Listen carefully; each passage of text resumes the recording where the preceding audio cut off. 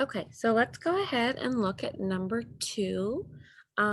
So we want to always make sure before we attempt the elimination method that everything is lined up perfectly. Okay, we got our equal sign, so it is perfect. Okay, and then the next thing we want to do is see if either set of coefficients are common. And so we have a 9 and a 2, those are not the same. And we have a 3 and a 1, right? 1y. Those are also not the same. So we have options, okay? We have a choice. Do we want to try and eliminate the x's or do we want to try and eliminate the y's? You can do either one. I do notice that I can't change 2 into 9 by multiplying. So I'm going to go ahead and choose to eliminate the y's first. If you want to choose to eliminate the x's and see if we get the same answer, go for it. Okay. So what I want to do is I'm going to multiply the smaller coefficient, 1. Okay. And I want to multiply it by some number to give me 3. So 1 times what gives me 3? 1 times 3. Now I have to multiply the whole equation by 3 because this is what makes it legal, okay? If you multiply the whole equation by some number, then it's allowed, okay? If you do it to one whole side and do it to the other, we're okay, we're safe.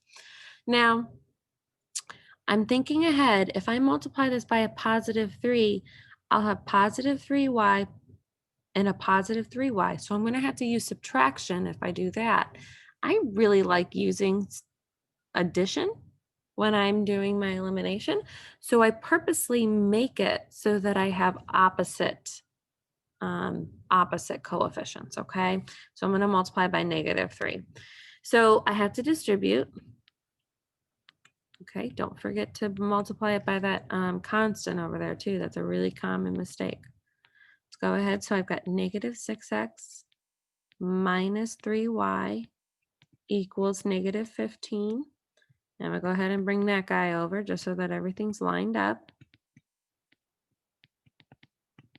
So you notice how I have a positive 3 and a negative 3. If you add those together, they equal 0. So once I add this together, I'm going to be left with only one equation with one variable. 9 minus 6 gives me 3x. Those go away. Equals 12 plus negative 15 is a negative 3. So we're at that point, guys, where we have one equation with one variable. So now we can utilize some of our skills that we learned back in pre-algebra to be able to solve this. So I'm going to divide by 3, and I end up with x equals negative 1. Okay, now you have just choices. You can either plug this x back into the first equation or to the second equation. It don't matter. I'm going to plug it into the bottom one because it looks a little bit like smaller numbers. 2x plus y equals 5. So instead of the x, I want to write 1, right? Because we just found out that x equals 1. So I've got 2 times 1 is 2, plus y equals 5. Subtract the 2 from both sides. You have y equals 3. So those are my two parts of my answer. Now, if anybody decided to eliminate the x's first, you would still get the same answer, okay? It just would look like a little bit different process. Okay, let's look at number 3. So I'm going to clear this away and move it up here. Let's look at number 3.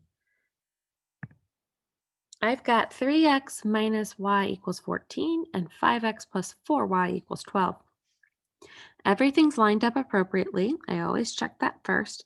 The next thing I want to do is see if I have any common coefficients.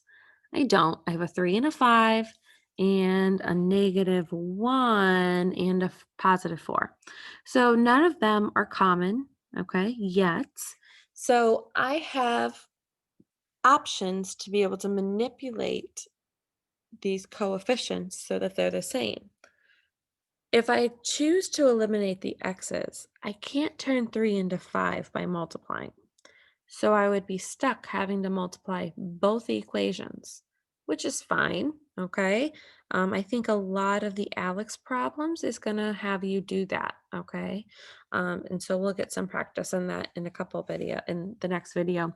But so I'm going to decide I want to get rid of the y's because I notice right off the bat that if I multiply this -1 times 4, right? Because 1 times 4 gives me 4. Um, and so this is nice because the signs are already opposites. So I don't even have to multiply by a negative number. Okay. I'm already going to achieve those opposites. So let's go ahead and distribute. So I have 4 times 3 equals 12x. 4 times -1 is -4y equals 4 times 14. Well, 4 times 10 is 40, and 4 times 4 is 12. So I get 52. Okay, and then I'm just going to rewrite that second equation right below there.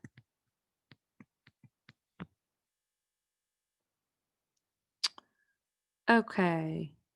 Oops, this is wrong. This is not 52. 4 times 4 is 16. Did I say 12? I think I did. So that's going to give me 56. Sorry about that.